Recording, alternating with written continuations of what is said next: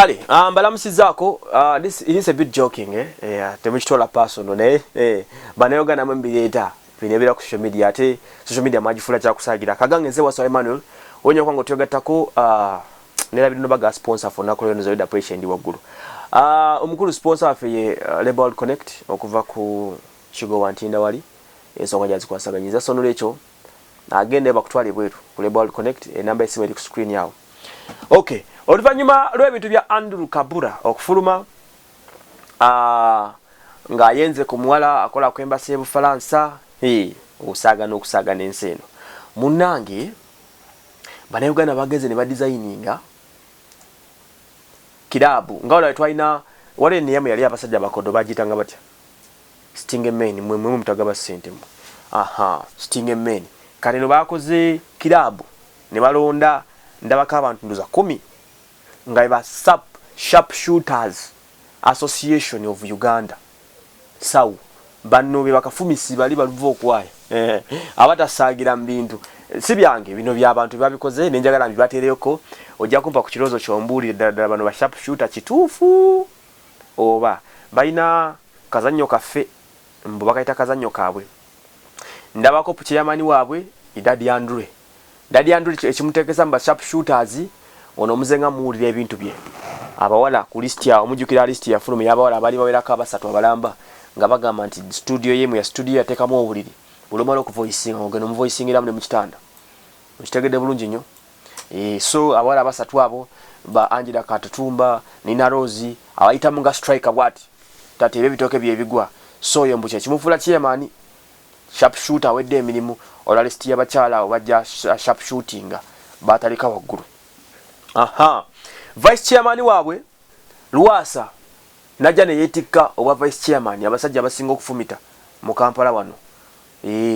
Ono list ye tambule ddala okuva ku Desire. Jukira ino omukyale waka mufumbo n'ebisigaddeko ng'ebyo. Naye list ye etambule ddala okuva ku Desire Luzinda gyetandikira.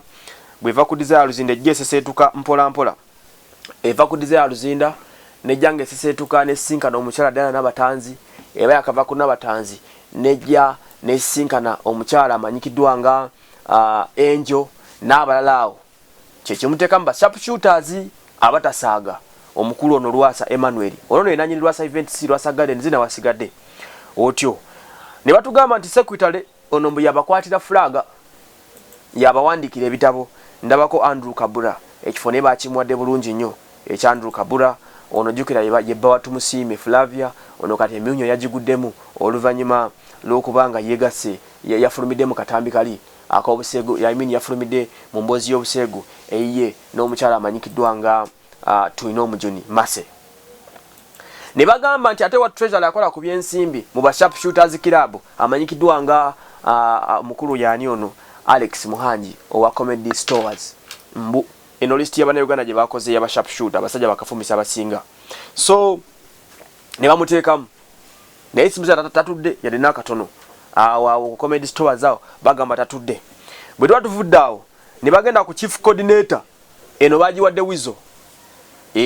abakyala bali ku line ya wizo bayitirivu nnyo toyinza bamalayo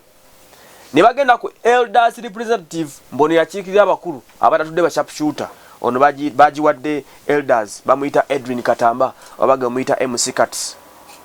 oyo naye ku list y'abasajja abasasagira mu bintu bino ba Sharpshooters tatudde ne bamutadde ku list. Tuina youth affairs ono yakola ku nsonga z'abavubuka n'abakadde ono ye mukulu amanyikiddwa nga Deus Ndugwa mwego muyita Grenade official ono attributes ze bazali ono omukyali yali n'alongo AK47 n'abala ono ye mukwetiba abakadde tatudde kyovola benfo bagimuwa. Captain Mike Mukula ono bamuwadde government representative nti yakiikirira abanene mu government abatagwa kushootinga ono wali bakawenja mu kutambula mu kunoonyereza ku bakyala wanne ku buli nsonda. Captain Mike Mukula ekifo yakiridde mu ba Uganda Sharpshooters Association ekifo bakimuwadde bubi nnyo bubaya sana olebyafayo byalina bingi nnyo ebya mutambulira kono munnange musajja mbonzi wa nnyonyi atali mu government wali mu amaanyi nnyo ndoza ekyemani wa NRM East bwe baserabidde. Okay Bobby Raiza waabwe ono yabakumakuma bagamba omukulu Mr Mosh tatudde over 20 years in this industry si musajja wa kusaaga abamwetoloddeko okumpi era ne bagenda ne bagamba nti ate kati hit and run ono yakoona nga bwadduka ye mukulu amanyikiddwa nga Abasi Bagonza. Okitegedde list yabuzeekaani eno, list yabuzeekaani sijja kwongerako yange kansirike kankomye ku eyo naye nga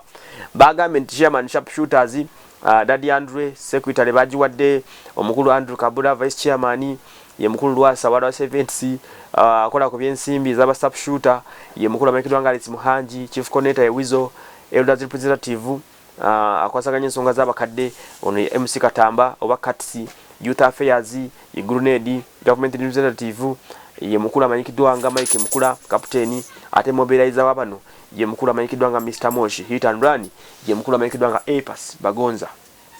Okitegedde bulungi nnyo ensonga bezito weziri naye nga I think it is a joke omaiba na Uganda ababeera bo nga buli kaseera bayiya kano bayiya kali ne bakipinga internet nga etambula nebeera nga munnange eri bwete so don't take it personal.